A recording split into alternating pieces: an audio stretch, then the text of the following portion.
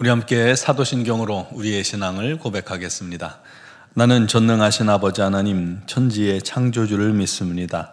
나는 그의 유일하신 아들 우리 주 예수 그리스도를 믿습니다.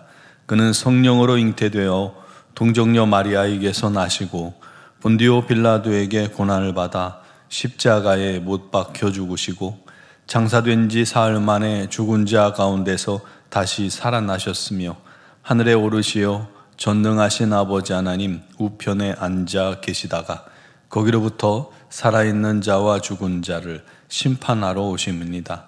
나는 성령을 믿으며 거룩한 공교회와 성도의 교제와 죄를 용서받는 것과 몸의 부활과 영생을 믿습니다. 아멘. 찬송가 341장 찬양 드리겠습니다.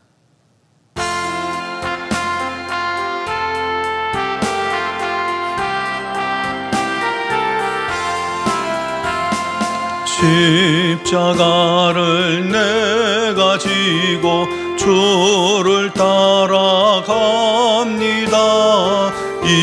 이제부터 예수로만 나의 보배 삼겠네. 세상에서 부귀 영화 모두 잃어버려도 주의 평안 내가 받고 영생 복을 받겠네.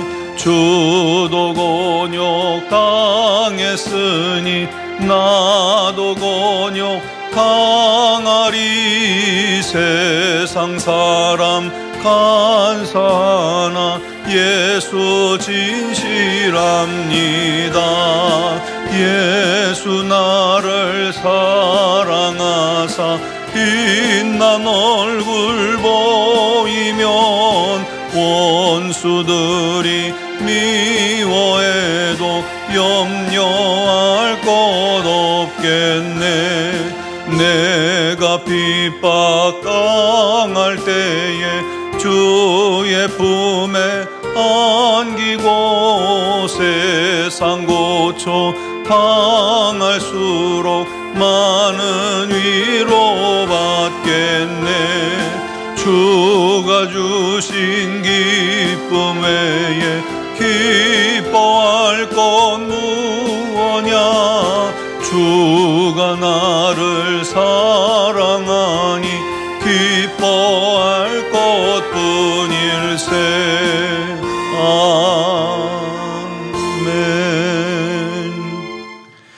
오늘 주신 하나님 말씀은 야고보서 1장 5절에서 8절 말씀입니다. 야고보서 1장 5절에서 8절을 봉독하겠습니다. 너희 중에 누구든지 지혜가 부족하거든 모든 사람에게 후히 주시고 꾸짖지 아니하시는 하나님께 구하라. 그리하면 주시리라. 오직 믿음으로 구하고 조금도 의심하지 말라. 의심하는 자는 마치 바람에 밀려 요동하는 바닷물결 같으니 이런 사람은 무엇이든지 주께 얻기를 생각하지 말라. 두 마음을 품어 모든 일에 정함이 없는 자로다. 아멘. 요즘은 집이든 사무실이든 대부분 현관에 보면 터치식 자물쇠를 사용합니다. 그래서 키를 가지고 다닐 일이 별로 없어요. 하지만 전에는 전부 다 이 키를 가지고 다녔잖아요. 그래서 어떤 사람들은 키를 꾸러미 채 허리에다 차고 다니던 분도 있습니다. 우리 교회도 전에는 층별로 키뭉치가 지금도 있지만 키뭉치가 있어서 그걸 가지고 다녔습니다. 그때 이런 경험이 있었어요. 매일 같은 키로 교회 문을 열고 닫았는데 어느 날 아무리 키를 돌려도 문이 열리지 않는 거예요. 이상하다. 다른 키를 꽂았나 해서 다른 키를 넣어봐도 되지 않습니다. 이게 확인을 해도 분명 키는 맞는데 안 되는 거예요. 한참을 실갱해도 문을 열 수가 없게 되니까 참 난감하더군요. 도둑이 문을 열겠다고 그 열쇠 구멍을 막 뭘로 이렇게 쑤셔놔서 잘못되어졌나 그렇게 생각해서 열쇠 구멍도 한번 보기도 했죠. 보니까 조금 뭔가 이상이 생긴 것 같긴 하더군요. 그런데 이래도 저래도 안 돼서 포기할 무렵에 가만히 키를 보니까 키 끝이 살짝 꺾여 있는 것 같아요. 그동안 이제 키는 의심해 본 적이 없거든요. 뭐 키야 뭐 항상 그렇죠. 그래서 혹시나 하는 마음에 그 키 끝을 망치로 톡톡톡톡 쳐서 바르게 펴고 난 후에 열쇠 구멍에 넣어서 돌리니까 척덕하고 문이 열리는 겁니다. 참 그 기분이 좋더군요. 그때 그런 생각이 들었습니다. 하나님께서 당신의 자녀들에게 열쇠를 주셨잖아요. 천국 열쇠를 주셨습니다. 너희가 무엇이든지 땅에서 매면 하늘에서도 매이고 땅에서 풀면 하늘에서도 풀리리라. 기도의 열쇠를 주셨습니다. 기도로 하늘의 문을 열면 우리가 하나님 나라의 창고에 있는 지혜와 축복과 은혜를 마음껏 누릴 수 있게 하신 겁니다. 그게 우리 자녀들에게 주신 기도의 특권이죠. 그걸 모르는 그리스도인들이 있나요? 없습니다. 기도해서 복 받는다는 것, 기도를 통해서 하나님께 영광 돌리며 기도를 통해서 하나님께서 허락하신 것들을 누린다는 거 모르는 그리스도인들 별로 없습니다. 그런데 막상 그 문을 열고 하늘의 복을 누리는 성도는 많지 않다는 것이 또 현실입니다. 특히 평안할 때는 뭐 그럴 수 있다 쳐요. 평안하니까 별로 기도할 일들이 없으니까요. 그렇다 쳐도 성도들에게 고난이 닥치고 환난이 닥쳐 오잖아요. 그때 필요한 게 바로 또 기도입니다. 물론 기도는 평안할 때도 하는 게 기도지만 힘들수록 더 기도에 나와야죠. 고난을 이기는 힘이 기도 아닙니까? 그럼에도 불구하고 고난 속에서조차도 기도하지 않는 경우가 많더라는 것입니다. 기도해달라는 부탁은 하는데 정작 본인은 기도하지 않습니다. 과연 내가 기도하지 않고 남이 기도하기를 요청하는 게 올바른가요? 물론 우리가 너무 힘들고 마음이 낙심한 상태에서 기도가 어려워요. 또 중한 질병 속에 있을 때 기도하기 정말 어렵습니다. 육신이 체력이 영력이란 말이 괜히 나온 게 아니에요. 육신이 아프고 힘들면 사실 기도도 잘 안 됩니다. 그때는 진짜 옆에 있는 사람들이 기도해 줘야 합니다. 중보기도 해야 됩니다. 그렇지 않은 이상 본인의 기도가 필요합니다. 여러분, 시험의 목적이 뭐예요? 믿음의 시련이 인내를 만들고 인내를 통해 온전하고 구비하여 조금도 부족함이 없는 성도가 되게 하는 것입니다. 그러므로 고난이 오거나 시험이 닥쳐오면요, 반드시 성도는 기도의 자리로 나와야 합니다. 특히 5절에 보니까 너희 중에 누구든지 지혜가 부족하거든 모든 사람에게 후히 주시고 꾸짖지 아니하시는 하나님께 구하라. 그리하면 주시리라 했습니다. 시험과 고난 속에 있는 자는 기도하라는 것이죠. 특히 지혜를 달라고 기도하라는 것입니다.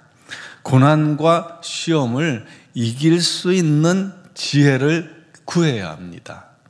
다니엘은요, 억울하게 옥에 갇힌 신세가 되었잖아요. 인생의 큰 시련과 시험 속에 놓인 겁니다. 그런데 그는 감사하게도 기도의 사람이었어요. 그가 기도할 때 하나님께서는 그에게 꿈을 해석할 수 있는 능력과 지혜를 주셨어요.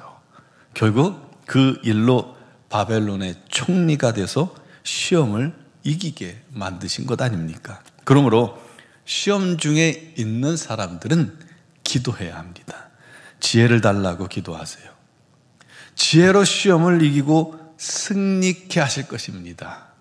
또 시험과 고난 중에 있는 자에게 필요한 게 뭐냐면 믿음입니다. 처음에는 지혜를 구해야 되죠. 이제는 믿음입니다. 믿음의 기도가 필요합니다. 6절에 보면 오직 믿음으로 구하고 조금도 의심하지 말라. 의심하는 자는 마치 바람에 밀려 요동하는 바닷물결 같으니 이런 사람은 무엇이든지 죽게 얻기를 생각지 말라. 하나님을 100% 신뢰치 못하면 무엇이든 얻기를 생각지 말라는 말, 이 말씀을 기억하시기 바랍니다. 그러면 믿음은 또 어디서 옵니까? 내가 소리를 내서 믿겠다고 한들, 내가 믿어보겠다고 내 마음속에 확정을 한들 과연 그게 믿음이 될까요? 믿음은 우리에게서 오지 않습니다. 내 결단으로 믿음의 문을 열긴 해도 믿음이 오진 않습니다. 그럼 어디서 와요? 믿음은 하나님께로 옵니다. 그러므로 믿음도 구해야 합니다. 지혜도 구하고 믿음도 구해야 합니다. 구할 때 주십니다. 후히 주시고 꾸짖지 않으신 하나님께서 믿음을 주십니다. 믿음으로 담대하게 확신 가지고 기도할 때 시험을 이기게 되는 겁니다. 마지막으로 두 마음을 품어 모든 일에 정함이 없는 자가 되어서는 안 됩니다. 두 마음을 품으면 우리는 염려하게 돼요. 염려라는 말이 두 마음이잖아요. 하나님과 인간적인 방법 사이에서 마음을 확정하지 못하고 이리 방황 저리 흔들리고 이리 흔들리고 저리 흔들리고 방황하는 겁니다. 그래서 두 마음은 정함이 없는 마음이에요. 하나님께서 미워하십니다. 그러므로 우리에게 필요한 것은 하나님께 못 박힌 마음, 확정된 마음이 필요합니다. 나를 포기하고 세상 방법 내려놓고 내 노력 포기하고 나 내려놓고 다 포기하고 오직 하나님만 바라보기로 결단하고 또 하나님만 의지하시기 바랍니다. 그때 하나님께서 지혜도 주시고 믿음도 주시고 확정된 마음도 주시는 것입니다. 그렇게 고난과 시험 앞에 우리가 담대하게 서면요 하나하나 이겨내며 그렇게 산을 하나 넘고 또 하나 넘어갈 때 어느새 그 사람이 훌쩍 성장한 그러한 신앙인이 되는 것입니다. 우리 모두 그렇게 우리 앞에 있는 믿음의 시련들, 시험들을 하나하나 지혜로, 믿음으로, 확정된 마음으로 하나하나 뛰어넘으면서 우리의 믿음이 더 크고 깊어지고 우리 하나님을 기쁘시게 하는 믿음의 승리자들 되시기를 주님의 이름으로 축원합니다. 기도드리겠습니다. 고마우신 하나님 감사합니다. 우리는 부족하고 연약하나 우리를 자녀 삼으시고 이 세상 많은 시험과 시련을 능히 이길 수 있도록 인도해 주시니 감사합니다. 하나님 오늘도 믿음으로 간구하는 모든 성도들에게 시험을 이길 지혜를 주시옵소서. 또 온전한 믿음도 주시옵소서. 세상 것을 의지하지 아니하고 오직 하나님만 의지하고 바라보는 확정된 마음을 허락하여 주시옵소서. 아버지 하나님 날마다 시험을 당할 때에 좌절하거나 낙심하거나 두려워 떠는 게 아니라 기쁘게 맞아들이게 해주시고 또 이렇게 항상 기도와 감사함으로 승리해 나가고 이겨나가는 사랑하는 성도들이 되게 하여 주옵소서. 그 시험, 그 파도를 하나하나 이기고 또 이기고 산을 하나 넘고 또 하나 넘고 그 산이 끝이 없겠지만 하나하나 넘으면서 그것이 우리에게 유익이 되며 우리의 믿음이 더 깊고 넓어지는 그리고 하나님을 더 깊이 알며 하나님께 나아가는 우리 하나님 뜻을 순종하는 또 세상 것이 다 정리되고 오직 하나님만 바라보게 되는 믿음의 승리자들 될 줄 믿습니다. 아버지 하나님 오늘도 믿음으로 간구하는 모든 사랑하는 성도들을 들으시고 또 간구에 역사하시고 응답하여 주옵소서. 특별히 육신의 질고로 말미암아 주 앞에 나와 믿음으로 간구하고 주를 의지하며 주님의 응답을 기다리는 사랑하는 성도들을 우리 하나님께서 기억하여 주옵소서. 그들에게 주님 함께 하시고 임재하사 그 영혼을 치유하여 주옵소서. 깨끗게 하여 주옵소서. 강건케 하여 주옵소서. 우리 하나님 살아계심을 그 입술로 증거할 수 있도록 역사하여 주시옵소서. 믿음의 믿음을 주시고 지혜를 주시고 능력을 주셔서 오직 우리 하나님의 치유를 의지하는 자마다 우리 하나님의 영광 나타나게 하여 주옵소서. 삶의 많은 문제들도 우리 하나님께 아뢰므로 이 모든 문제를 하나하나 이겨 나아가게 하여 주옵소서.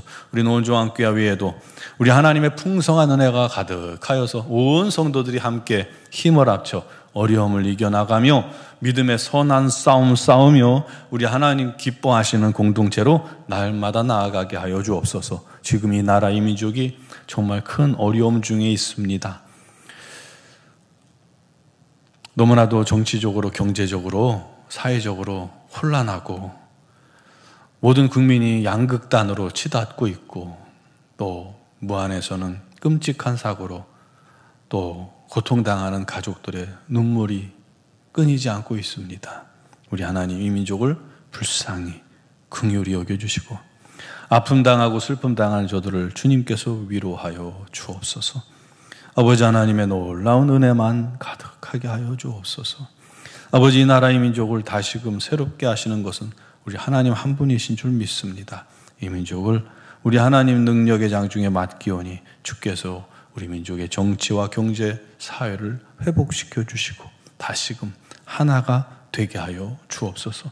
미얀마 땅에도 주의 복음을 선포케 하시니 감사합니다. 우리 선교사님들에게 날마다 지혜와 능력을 그리고 감당할 수 있는 건강과 체력을 주셔서 사명 잘 감당하며 우리 하나님의 뜻을 이루게 하여 주옵소서.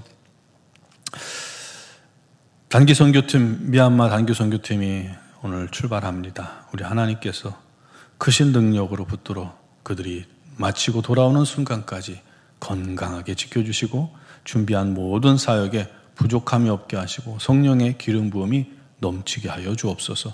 또한 범민아 전사님, 박용원 목사님 가정이 미얀마 선교를 준비하고 있사오니 우리 하나님께서 그 준비되는 손길에 큰 은혜 주시고 부족함이 없게 하시고 우리 하나님 성령의 기름 부으심으로 귀하게 쓰임받는 복된 영혼, 가족 또 자녀들이 되게 하여 주옵소서. 오늘 이 새벽에도 주의 이름 부르며 간구하는 모든 자들과 함께 하신 주님께서 친히 능력으로 말씀하시고 응답하여 주시고 마음의 기쁨과 감사가 넘치게 하실 줄 믿사오며 예수 그리스도의 이름으로 기도드리옵나이다. 아멘.